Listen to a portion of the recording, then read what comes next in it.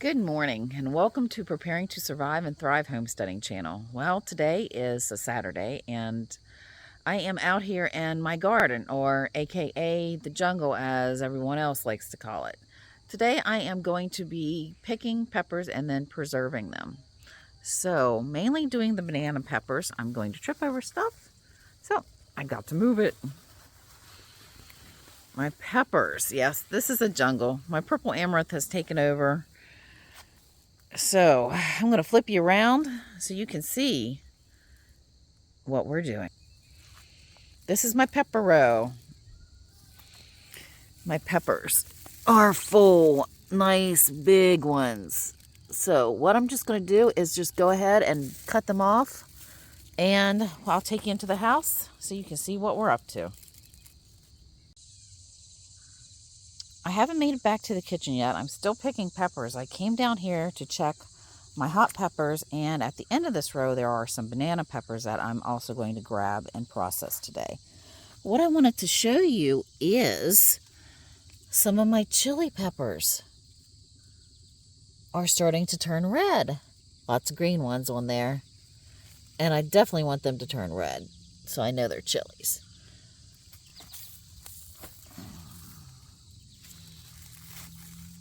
Now another red one back there. I'm not picking them today because I'm not quite ready for them. My habanero peppers, they are just now starting to come on, getting little bits. They're usually an orangish yellow that are very small. So even though this little baby right here is tiny, it's gonna pack a punch. So okay, back to my other peppers. Well, apparently I spoke too soon about my habanero plants. If you can see these guys down here, right there, they are starting to come on really nice. Really, really nice. There's a nice big one right here. So they may be bigger than what I think they're going to be this year. Don't need many of those because they're going to be hot. I have this tied up, but I have it where it's very loosely tied. I just don't want it to fall over in the aisle. I want to be able to keep the air flowing through it so we're not getting super, we don't want any mold or powdery mildew or anything. No bug infestations, so it's looser and the air can flow through it, and it's been very dewy here the last few mornings, and it's only like 60 degrees. When I woke up, I think it was actually down to 56. So, well, back to the peppers. Well, we are on to our jalapeno peppers.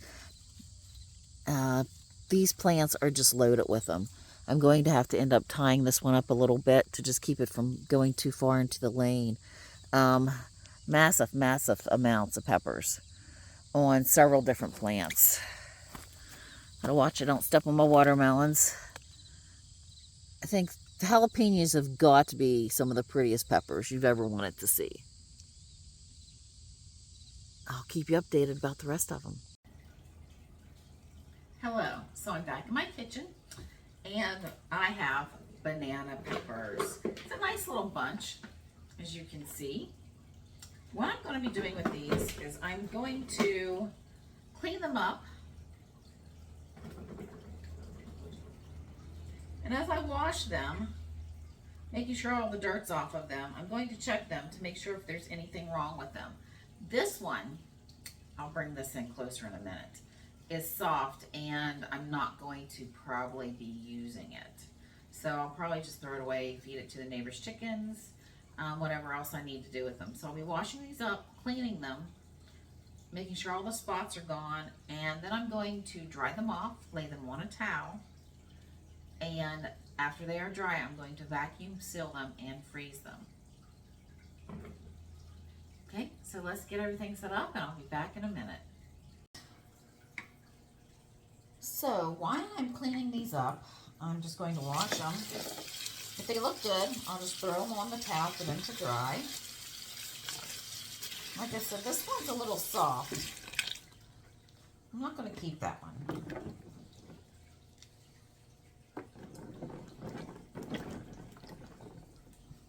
This one came apart when I was picking them. So I'm not going to worry about that one.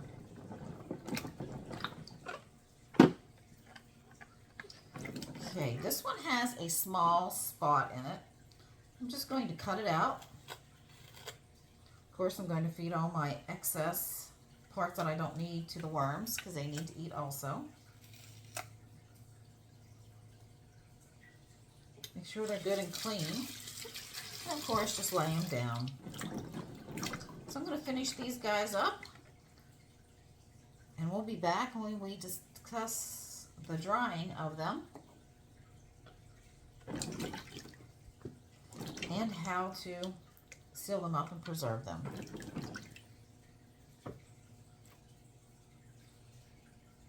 So while I am cleaning these peppers up, mainly banana peppers in here, let's talk about the different ways we can preserve these. Of course, freezing is how I'm going to do them today. You saw me making pickled peppers. You can also just can them without anything, just in some water. You can freeze dry them. You can dehydrate them. You can also make different items with them as you're preserving them. I'm going to be freezing them, and then when I make spaghetti sauce in the wintertime, late fall, early winter usually, I will pull these out of the freezer and throw them in and, well, smash them up, cook them down, and actually put them in the spaghetti sauce. Do you have any things that you'd like to do in particular with your peppers when you are harvesting them and preserving them? Is there a trick that you'd like to tell everybody about on how you preserve your peppers?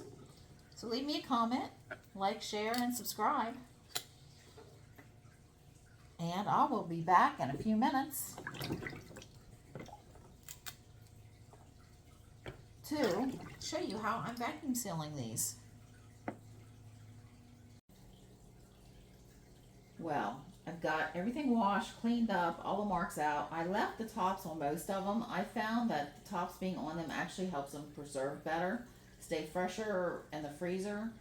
And when I get out to do something with them, I just cut them off, pull out the seeds. So I'm making sure these guys are all dry.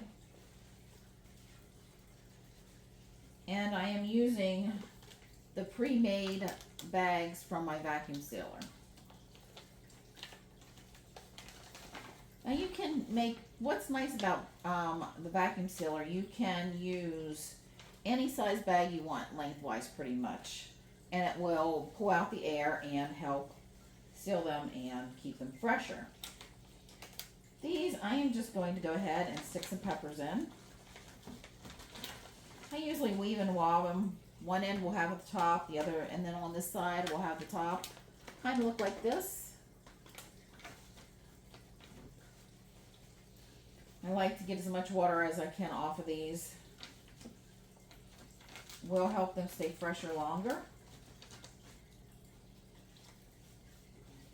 Now how many I put in here will depend on the size of the peppers. I've got 4 in here. If I take a smaller one, I can probably end up doing 5. Maybe, maybe not though.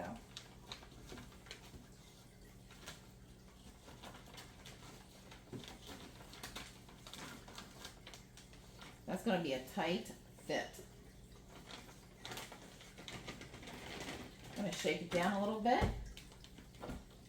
Lift it up. And this is going to get a little noisy, but that's how it seals.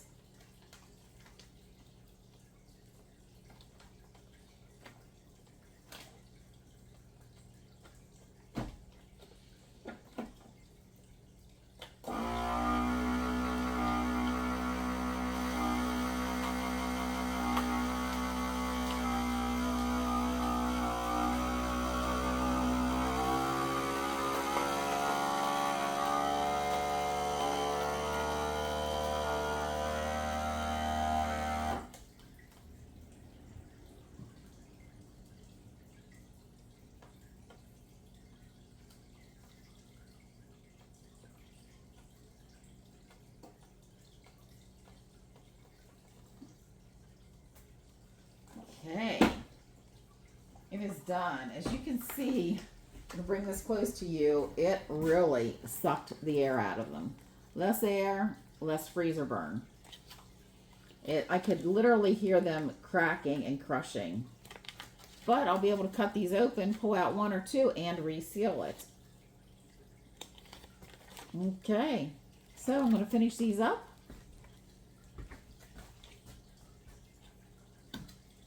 And I will see you in a few minutes.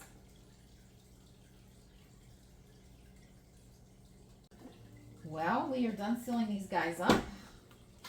I will be labeling them and putting them in the freezer. Some of you might ask why I didn't just freeze dry these guys. Well, I have a very busy weekend and some other projects that need to be taken care of today. And freeze drying, I need to actually put a little bit more time and effort. I need to slice them up. You can't just put a whole pepper in the freeze dryer because it takes a really long time to freeze dry them, and they don't always freeze dry really evenly and well when they're a big long pepper. So I'd have to either slice them long ways or in rings. So this way they will be in the freezer. I can use them in spaghetti sauces and soups, and also I love to make stuffed pepper soup in the wintertime. My husband loves it, so does my daughter, and we eat it a lot. So I'm finished with these guys and they're going in the freezer. So if you like my content, please like, share, and subscribe. I'll be seeing you soon.